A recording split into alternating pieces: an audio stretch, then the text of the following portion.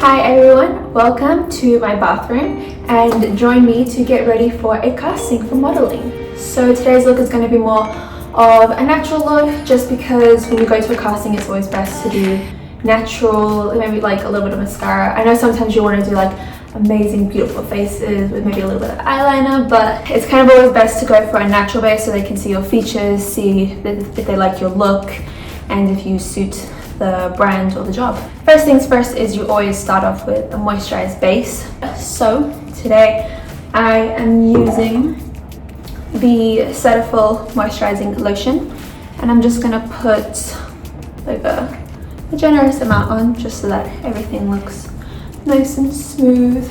And I have been modeling for 3 years now, and I've now finally mastered the natural look, and it's always best that that's the look that you always try to aim for. The first thing that I'm going to go in with is my primer. I use Dior Forever Velvet Veil.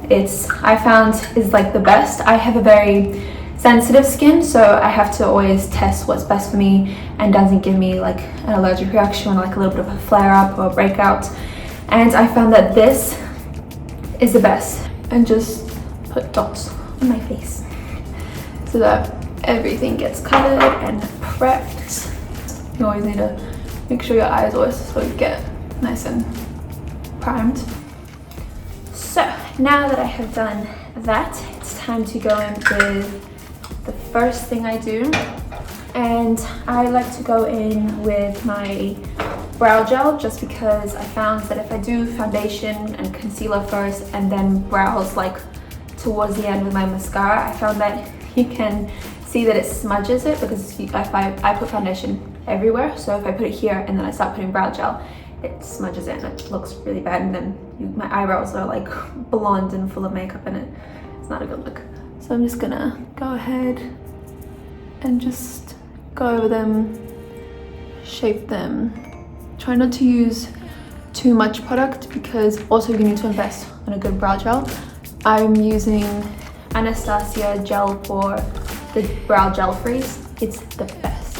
Next I'm gonna go with foundation, and I am using the Beauty Blender Bounce Foundation. This stuff is really good for a natural makeup. Now at first it's a trust the process, because at first it's a little dark for my skin because my body is tanner than my face, so I like to match my face to my body. So I just go in with this, go in the ears, my nose. Also bring it down to your neck so that it doesn't look too crazy. And then because the brush doesn't give the best texture, I just go in with my finger everywhere and just like smooth it out so it can give more of a natural effect. And sometimes you like to play with your makeup, which is okay.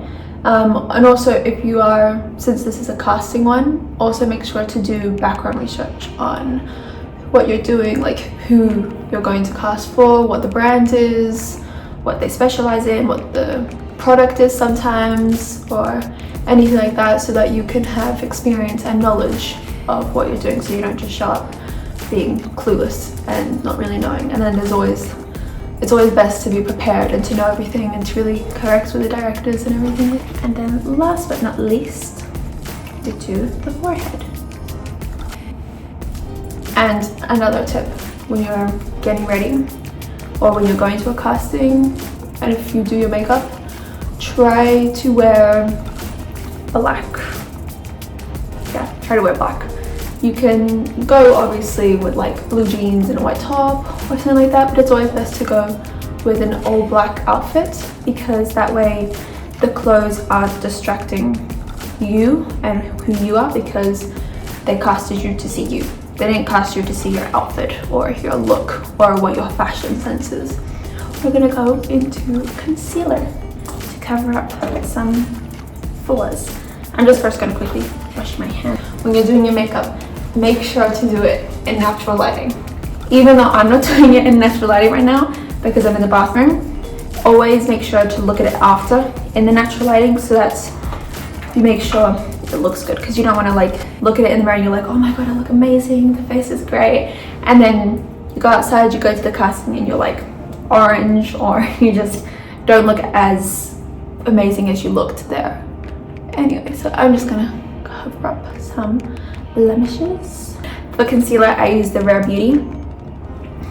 This stuff is really good. And then I have a makeup sponge by Makeup Forever. And I'm just gonna blend that in. It's always so relaxing doing my makeup. I'm always like almost falling asleep because it's just so nice, very relaxing. Take your time. Another thing I love to do is when I'm getting ready or I'm doing my makeup, to just blast music. It's the best, and you just kind of like dancing and vibing.